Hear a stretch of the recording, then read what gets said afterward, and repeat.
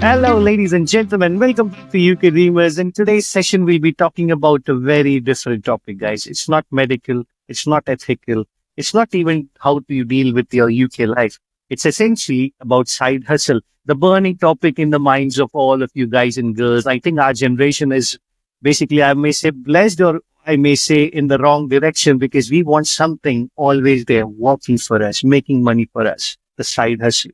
So, to talk about this and enlighten you guys how side hustle works or what you should be doing better, I've got Dr. Shubhendu Kulshrestha, who's also an international medical graduate, emergency medicine physician. I would say he's got a lot more stuff, but what essentially he's going to tell us is about side hustles. And he's also the author for Impactful Clinician newsletter. So he's on LinkedIn. He's a big chap on LinkedIn. Go follow him. Yeah, before we go ahead, welcome so much, Shub, and thank you so much for coming here, buddy. Wow, thank you so much for having me, Aman. This is fantastic. What a introduction. I've never heard that for myself. So thank you so much for having me. Excited to be here and excited to talk to all of the UK dreamers and everybody following you. Absolutely. Thank you so much. I mean, even I'm excited because, it makes me a bit nervous when I don't talk about the things I know. But yeah, I think that's what you're here for, to enlighten us, to talk and sail through it. Shub, tell us a bit about yourself, buddy, before we go ahead. Yeah, absolutely. So like you introduced me, I'm an IMG, so an international medical graduate. I grew up and studied in India, so I went to Manipal. And actually, just before I even started Manipal, probably 9 months before applying or starting medicine, I didn't want to do medicine. I thought I'd always be an engineer, come from a family of engineers. And then there was that point when I was like, okay, what am I good at? What do I like doing? What do I not want to do? And I said, I don't want to be sitting behind a desk 5 years from now and just typing away. I want to do something with my hands. I want to make a difference in the world. So I said, okay, fine. Medicine seems okay. So I got into medicine. While I'm doing medicine, like all through the 4 years, I am constantly thinking of, okay, what else can I do? I'm already exploring pharma jobs, industry roles, like going to different countries. I was looking at Germany. I was looking at USMLE. All of this was going on. And I've got some family in pharma, and I spoke to them and realized that, okay, doctors don't have much value in industry without clinical experience. So I said, okay, I'll hold my breath for a bit longer. And I kept going. And I said, okay, we'll finish this. We'll get into a specialty training and we'll try and find another avenue after that. So come internship, I'm at that point really ready to get into orthopedics. I thought that's what I want to do. And I'm rotating through the various departments. And that's when I realized that the knowledge or experience of a subject is very different from the experience of working in that department. So when I did my internship, I got exposed to all of the fields and I said, oh, emergency medicine is where I fit in. I feel like these are my people. They're solving the problem I want. And I actually liked the shift work. So I liked that you finish when you finish, but when you're on, you're working 120%. So that aspect very much appealed to me and hence began my journey to do emergency medicine. In the background of all of this, my father was unwell with cancer, unfortunately, during med school. And he unfortunately passed away during the final years. So that phase between final year and internship was when I had a limited sum of money just to make things happen once. Like, I don't think I could actually pay for private education in India. I mean, I'm sure my family would support me, but that burden of trying to do things on my own was there on me. And so I had just enough money to take this whole PLAB journey and come to UK once. It was also like I settled on doing UK and PLAB because emergency medicine, like you might know, is very new in India relatively compared to the UK. So I said, okay, I want to get out of India. I want to explore more opportunities. Emergency medicine is what I want to do. Brexit has happened, all sort of lined up and said, okay, do UK, do PLAB. So 2018, during internship, I did PLAB 1, finished my PLAB 2, 2018 October. And then 2019 January is when I first got my job in UK. So started off in emergency medicine. After a year of a trust grade job, got into a training post 2020. And I'm like, finally, we're here. Like, we're gonna like progress up this ladder. We're in a boat. We're getting money. We don't have to spend anymore. Things are safe, right? And then things are comfortable. Things are slightly better. And then you start to reach this point in your career where like the end point is not that far away. Like becoming a consultant is only like another 4 years. That's like no time, right? So you start looking at that journey and you're like, is that the life I want? And I really started asking this question very quietly initially. It was just whispers like, is that the life you want? Is that the life you want? And then later it became louder and louder. And it was really nagging me. I was like, is that the life that I want? And I was looking at all of my consultants and I was saying, okay, some of them really enjoy the job, but most of them are really working hard and working a lot harder than maybe what I would as a registrar. I mean, the work time regulations don't apply to consultants. More and more consultants are doing night shifts. It takes longer to get to that position. And at the end of it, is that the life that I want? The question I wasn't asking was, what was the life that I wanted? Like, I was like, okay, I don't want that life, just the way I said, I don't want orthopedics, but what is the thing that I do want? And that's kind of when everything changed for me. It was that moment when I delved deep into that question, worked with my own coach and figured out that there is a life that I want. And it wasn't a rich and famous life. It was a very humble life. It was a life where I wanted enough time, emotional energy, and the capacity to be able to, for example, host my family on a weekend, just have a barbecue outside, sit, play the ukulele, spend some good time with them.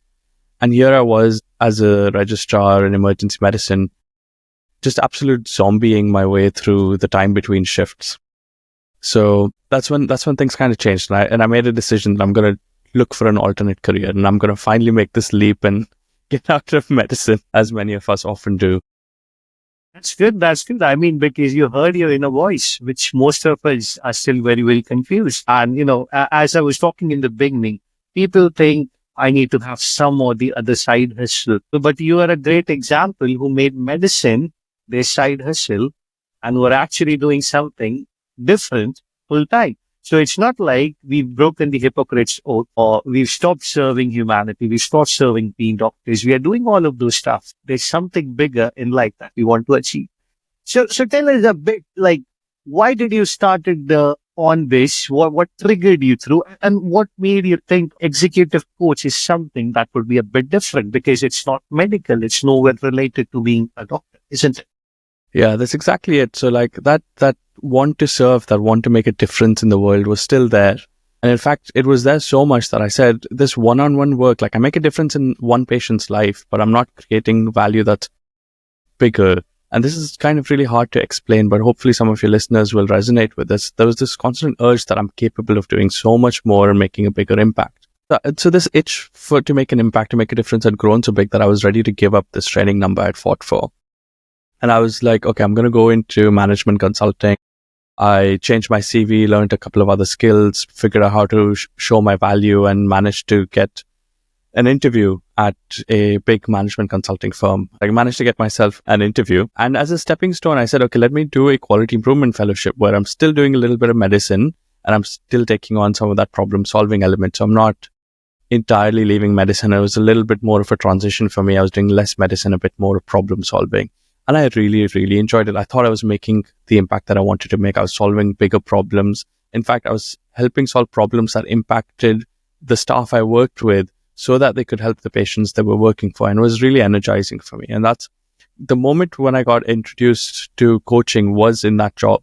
So I used to do quality improvement coaching. So I would help people. They would come to us in quality improvement clinics and they'd say, hey, I've got these ideas, or this is the problem, and here's the solution that we want to do. And we'd work together on creating a methodology so that it wasn't the typical story of, I have an idea, I want to make a difference, and I want to implement it, and then nobody else receives that idea, nobody else agrees with the idea, and it all just fizzles, and then things stay the way they are. So we actually made a lot of difference, we made a lot of change. But this itch for coaching kind of stuck with me, and I was like, all of this comes together, like, my strengths come together. I'm still serving humanity. I really enjoy this. And it also fed into what retrospectively was always there, a little bit of an entrepreneurial spirit. So it allowed me to do things a bit more on my own terms. The element of independence for me was still there. So the more I read about it, the more I spoke to other coaches, the more I realized this is something that I'm going to enjoy. And so then I took the leap and I said, okay, I'm going to do coaching. And unlike going into management consulting, I didn't have to leave medicine. And that made me really happy. So I still practice about 6 to 8 shifts a month. And the rest of the time I spend on coaching other clinicians. So initially helping IMGs with settling into new roles, figuring out their leadership aspects.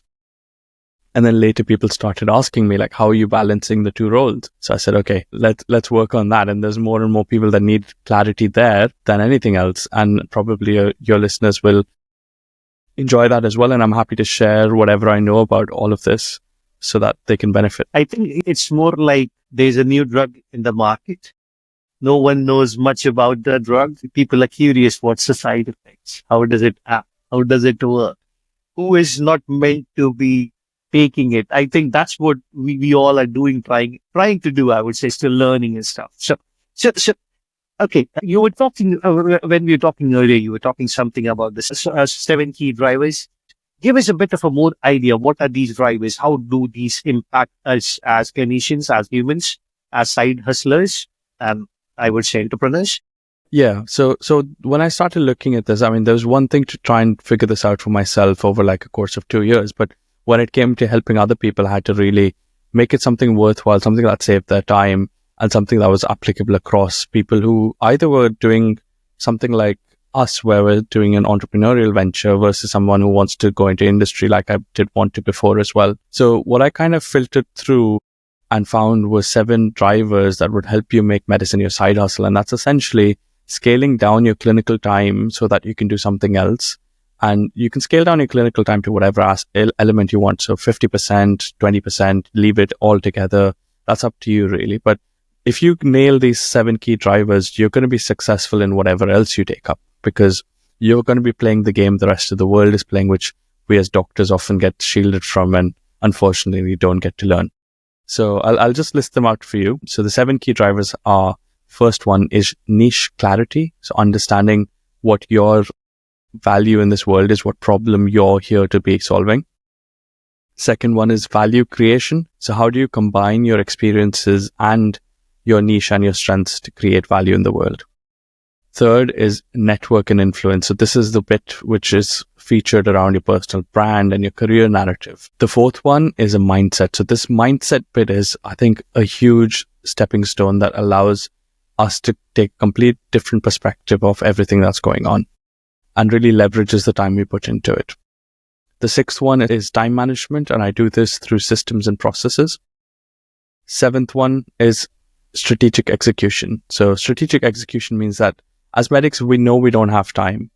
And when you're doing things strategically, you're making sure that everything you put your effort into gives you back in multiples.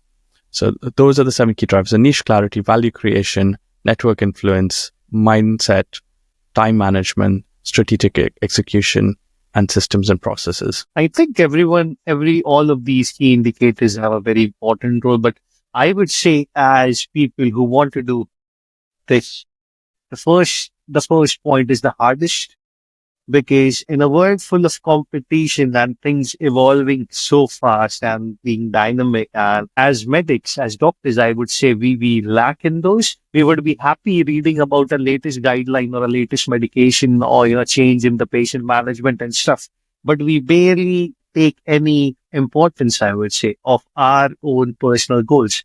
Any idea how people can work on clarifying their niche? Like, for instance, someone wants to make videos, it's a massive topic, isn't it? How do they get into their niche? Yeah, absolutely. So this is a favorite of mine because, like you said, once you figure this out, there's a lot of other things that click for you. And that bit around motivation of people saying, I just want to do it, but I'm not motivated enough, or I can't figure out where to start. This really solves that piece for you. So essentially, the way I look at it is it's an intersection between your strengths, your experiences, and the market needs. So you've really got to dive in and understand each of those. So when it comes to your strengths, I like to use what's called a Gallup strength assessment. So it's a validated questionnaire that takes you through multiple questions and gives you the answer. It tells you, like, here are the top 5 strengths. And it doesn't just tell you what your top 5 strengths are. It also tells you what the blind spots as a result of those strengths are. So what are you missing? What are you not seeing in the world because of your unique perspective, right? So you combine those two and you have a unique way in which you look at the world, right? The next element was experience. So you look at the experience you've had. You've experienced something both academically and knowledge-wise, but you've also experienced life in a particular way. And that makes you quite unique. That gives you a purpose. That gives you a reason behind everything that you do. And there's a book by Simon Sinek called Start With Why, where he really highlights the reason why you should start with why and start with the purpose behind everything. So there's also exercises, and coaches like me will work with clients to help them find their why.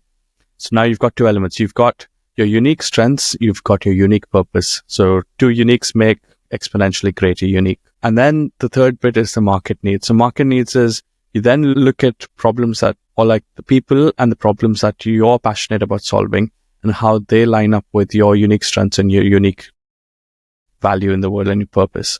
So when you combine the three of them, you're going to be ultimately doing something that it's very unlikely that somebody else in the world is also doing. Yet at the same time, you're going to be solving a problem that should hopefully already be on everyone else's radar to try and solve as well.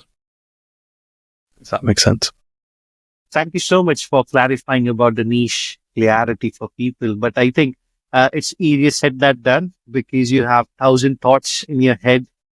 I mean, bifurcating the unnecessary ones has to be done by this person who's approaching you.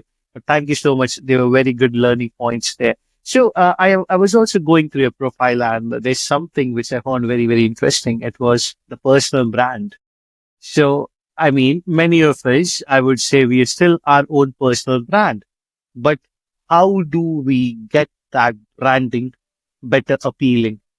We want to talk about it. Yeah. So I like this bit because you're only as good as your personal brand, really. No, the way other people perceive you is the value that you are seen by in the eyes of everybody else. And there's probably two ways to look at this. So we can talk about like, what your profile photo should look like, what kind of language you should use and how you should position yourself. But actually, one of the best definitions, and this is always attributed to Dolly Parton. I don't know if she actually said this or not, but she said, find out what other people are saying about you and do it intentionally. And that's personal brand. So if you flip that on its head, actually, you find out what people are saying about you. And there's another element of deciding then what you want them to say about you, and then building a strategy so that it happens intentionally rather than being left to anyone else. Because the truth is that at the end of the day, whether you like it or not, you have a personal brand. Whether you're choosing to have one or not, everybody's got a personal brand. And that's often defined by the values we live by and the actions we take as a result of them. So if you are clear about the values, the actions you take with the lens of, hey, this is what I want people to think about me, this is what I want people to know me for, it's very much possible to build a brand that's credible and has authority, right? The thing that justifies all of this is what I like to call your career narrative. So career narrative, again, is a combination of your strengths and your experiences and your values and the difference you made in the world already that justifies why you are where you are right now. Absolutely. I mean, we live in a very crazy world now, isn't it? Our reach is more virtual than it's real. I mean, in the way like the people you meet virtually is way, way more than the people you really meet on a day-to-day basis. So I think that makes it a bit more challenging because your persona on the screen, your 2D image carries more weight than actually your full body. So you were absolutely right. Like, I mean, we both know Rachel Williams, one of our colleagues as well. So, I mean, when I was having a chat with Rachel initially, she was like, can I have a look at your LinkedIn profile? And she goes in through my LinkedIn profile and she's like, oh, that's a very interesting photograph. I would say I like it, but is it deliberate? Because I think my photograph was my profile photo, and beneath it, when you have the banner photo, there's a photo where you can just see this much of me. And that wasn't intentional. I mean, I did change it at some point, but I mean, I never thought that someone's even noticing that. I thought whatever is written, people must be going to what I've written and what I want them to think of me. But it didn't happen that way. It reflected something very, very different. And that made me think, oh, okay, I think feedback is very important. So what would you say when we talk about this branding, when we are building our branding? Like, you have got a bit of experience now, but guys and girls who want to just start it, how should they go about it? Should they ask random people about it? Should they go to coaches like you? What would you say?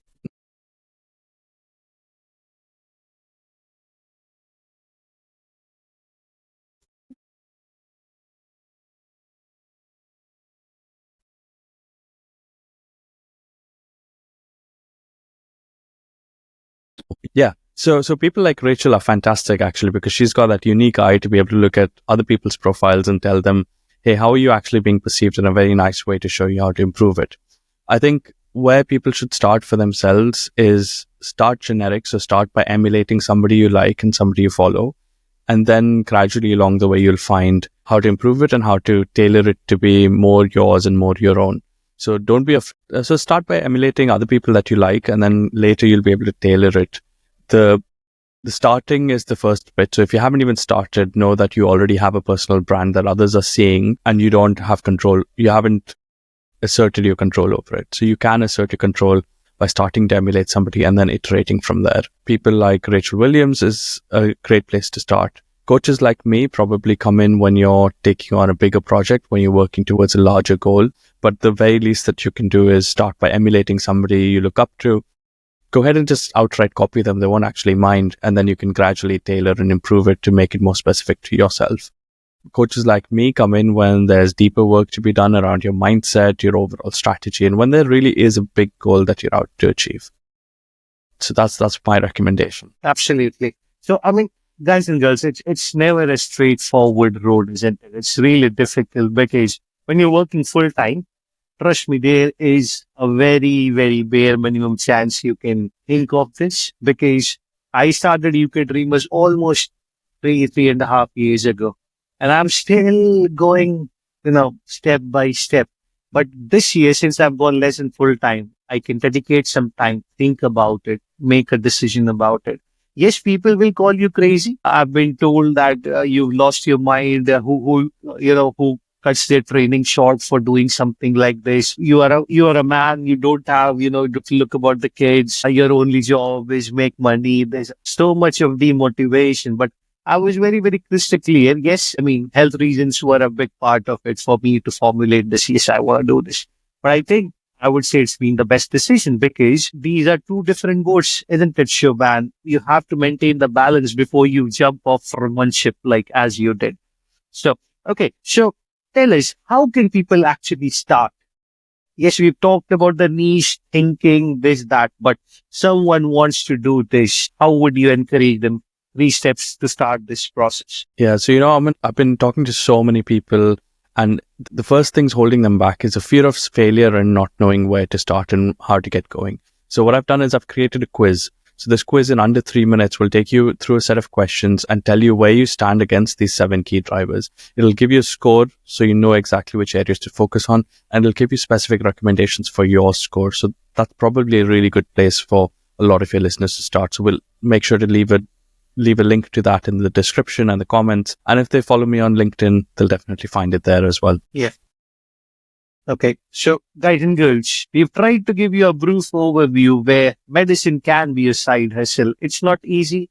It's not straightforward. Lots of complexities, especially if you're an international medical graduate with the visa, your ILA process and whatnot. But it should not stop you from dreaming big. I mean, that's what I say. If I were to do the same stuff while I was home in India, why did I even leave India? I had a good life there. But yes, when we talk about our dreams and ambitions and, the worm inside us, which is constantly crawling and making us feel, oh man, I need to do something big. I need to do something different. So yeah, put your steps in. Do things like Shubh is doing, and follow him on LinkedIn. Also, guys, if you've got any queries, where to start, where not to start, as Shubh said, we can just go through his quiz. I've done the quiz. I scored pathetically, despite me. I'm thinking like I'm Rocky Balboa, no one can come in front of me. But man, I think it's really a very different field. And I would encourage all of you guys and girls, think outside medicine, guys. That's what I was talking to Shubh the other day. When as medical specialty people, if you're going to apply for ST4, ST3, previously there used to be a scoring for leadership. They've taken the leadership off, guys. They don't want you to be leaders. They don't want you to do a stuff. I mean, I understand with the pressure is on and the current state. We are expected to do more and more and more of clinical work. But I think after a certain point of time, you rededicating yourself into a hustle like this, it takes loads of energy and strength, guys. And trust me, after you've got the kids, you're advancing in your ages like me. So essentially, it becomes more and more hard. So start early. Find a person who can actually help you with a genuine heart. That there are so many people who are endorsing themselves and doing so many stuff. I would also say, any word on that, Shubh, to a bit of a caution for people, because I get random, messages on LinkedIn and emails that we'll do this for you, we'll do that for you. Anything on that? I think there's a lot that you need to do for yourself first before you can let anybody else do it for you. But as you were explaining all of that, I had a question come up in my mind, and I'm curious to know what your answer would be. So I'm sure you, as similar to probably a lot of our listeners, have had ups and downs in terms of running this YouTube channel and building something of your own. You might have even had moments when you want to quit, right? So if the Aman Sharma today looks back to the Aman Sharma who was starting off the channel in that first day when you created that page, what advice would you give to them? I would say be more technology savvy from day one, which apparently I wasn't. There were moments I was like, enough of this, man. I'm just going to quit. There's no time, there's no money. YouTube is not looking at my algorithm. I'm barely making 30, 40 pounds a month. Is it worth it? So many questions, guys. And all this editing, scheduling, meeting people. There were so many times, like making a podcast like this, it takes a lot of time and energy, guys. Like two people have to converge on a good time that they are free. They can talk, they need lights, camera, mic, all of this technical bit along, like person like me who got kids and stuff. So I have to go and console them, calm them. Guys, I'm just doing a talk. If you don't knock on my door for 1 hour, I'll be very grateful. I'll take you out. And there's so much of hustle that goes around. And when you see the output and not enough videos, yes, many a times I've thought that I'll just quit, man. But I don't know. It's, it's like, what to say? It just doesn't go away, man. You don't post anything for a couple of weeks. It just starts eating you again. So that itself, I feel, is an indication that you're meant to do this, man. As simple as that. Just keep doing it. Just keep satisfying yourself, if not others. Yeah, that's really beautiful. That's such a good key takeaway. And it's reminding me of this quote which says, it says, sell your expertise, not your services. And I think, absolutely. Yeah. Absolutely. Totally agree. All right, guys and girls. So if you want to take time out of your busy schedules, do something different for yourself so you can retire well, maybe drive a Bentley or a Porsche, whatever. I don't know if we get that far, but yeah, if you've got a dream, start dreaming now. It's a good time. It's never a wrong time. Yes, you'll need help. There are a couple of help available, but you got to make sure firstly your niche is clear. As Shubh said, follow your 7 points, the key drivers, and yeah, get started. Do Shubh's quiz and take where you stand. And essentially, yeah, that would be all from us then. All Thank right. you so much, Shubh. You're very welcome. Thanks for having me.